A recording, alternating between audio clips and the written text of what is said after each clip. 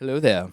I'm Lex, a miniature painter, and I've been struggling with motivation for March because I hurt myself trying to get beefy.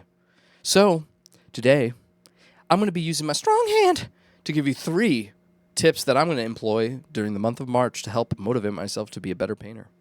Tip number 1. Why the rush? Rushing? What is this, whiplash? You just said you were going to talk about motivation, and now you're talking about rushing? I can't even get started. What the f***? Next you're going to tell me I'm a skilled metal worker, huh? You are a skilled metal worker. I am a skilled metal worker. I did not know that. I think we all have a sense of self-pressure to get things done. Every time I start a Lego or any sort of project, I'm like, I have to rush through this so I can start the next thing. If I'm not productive, I'm screwing myself over by not getting enough done. So what is the deal, huh? Oh my God, is life not hard enough? Why am I painting these small, tiny things and then not getting them done? What the f***? So I'm just trying to get things done in the sense of following what I want to do in the moment. If I don't want to prime a mini, I'm not going to prime it. I'm going to go to something else that's already been primed. I try to do things in a way that I'm not focusing on one big project. I'm kind of working on multiple projects in varying different ways. So that may not be for everyone. That may make things worse. And then you have a half primed army that you never paint. I mean, you got to do what you got to do, but don't fall into the sense of self-pressure and be like, I got to get this done. And if I'm not done, if I'm not focused on doing things, then I'm not really going to be blah, blah, blah, blah, blah, blah. Stop it. Why the rush? Slow and steady paints the custodies. Why the rush? You don't need to cram everything this very moment. We have such a fun hobby that we can take our time and enjoy the journey. You don't need to worry about victory or the end goal, whatever that is, of meeting your own expectations. Tip number 2. Keep it simple, stupid. Do you know how many times that I go to the gym? Frankly, not enough, because I hurt myself, and that wouldn't have happened if I was consistent. And in the same way, we should also be consistent about doing our miniatures.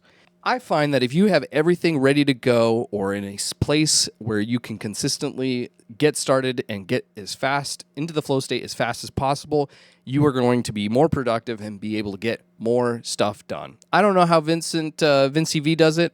I'm sure that he has a dedicated space where I'm going to sneeze.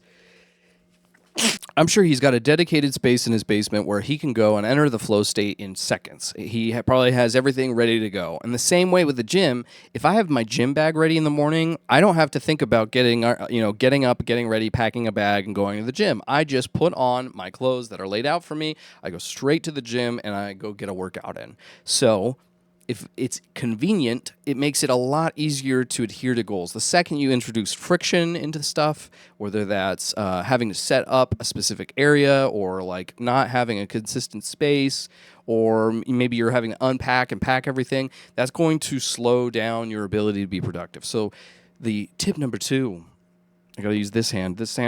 Ooh, ah, ooh, ah. Tip number 2, keep it simple, stupid. Tip number 3.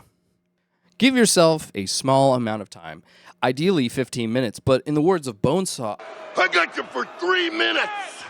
3 minutes of playtime. if you can give yourself just a fraction of time, you will find that starting and just getting into it in the first 15 minutes, you will want to continue progressing. This is universal. It's such a simple tip. I think that practicing intentionally is the best way to do that. Focusing on something that you want to get better on versus just slinging paint.